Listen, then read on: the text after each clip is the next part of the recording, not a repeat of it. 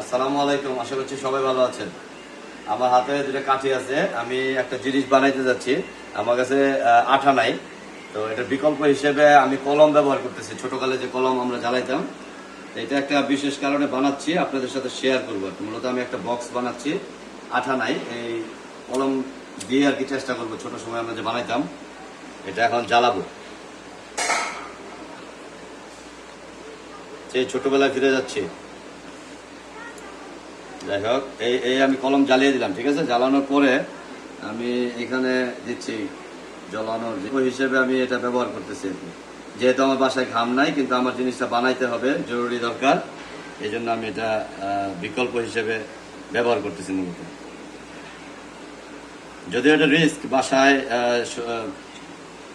Try করবেন না আপনারা। এক সাইড লাগালাম, মনে হয় না হবে, বাট লেট মি ট্রাই। এটা খুব ডেঞ্জারাস।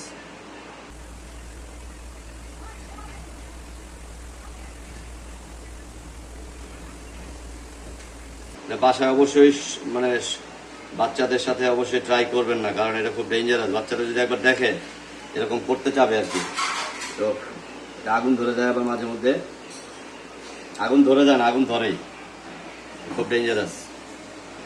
আমি ট্রাই করতেছি মূলত আমার বাসায়, এটা খুব রিস্কি। জানি না হবে কিনা, বাট ট্রাই করতেছি, কি করা যায়।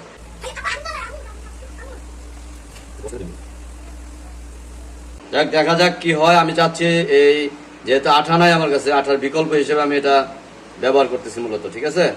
মগ দিয়ে একটু পানি নিয়ে আসো তো, মেয়ে যাবেন মগ দিয়া, তাতে তাতে তাতে কুইক কুইক, হারি আপ। এটা খুবই ডেঞ্জারাস, বাচ্চাদের কখনোই এটা করতে দিবেন না।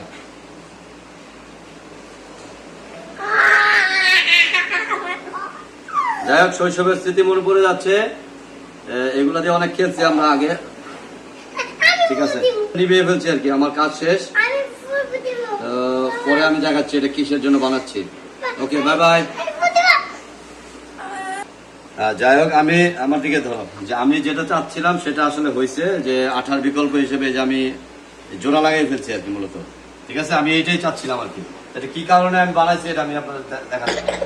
দেখ, আমি মূলত আমার এই যে ছোট একটা মাছের পুকুর আছে, এই পুকুরে এটা দেওয়ার জন্য, কারণ প্রচুর কচুরি পানা অনেক বেশি হয়ে যায়, এই জন্য এটা দিচ্ছি যাতে এর ভিতরে কচুরি পানা না আসে এবং মাছ যাতে আলোটা পায় আর কি, এই জন্য মূলত দেওয়া। আমি শেয়ার করতেছি আপনার সাথে, আমি এখানে দেওয়ার চেষ্টা করতেছি।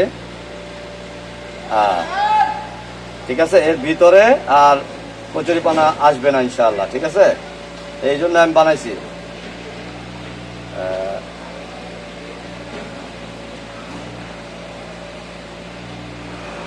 আসবে নাকি?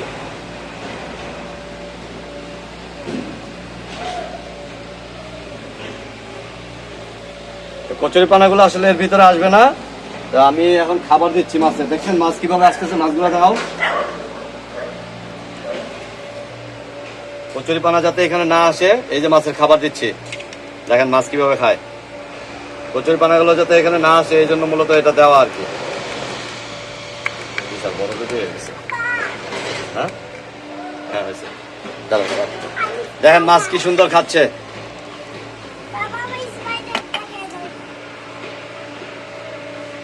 ঠিক আছে, সবাই ভালো থাকেন। আসসালামু আলাইকুম।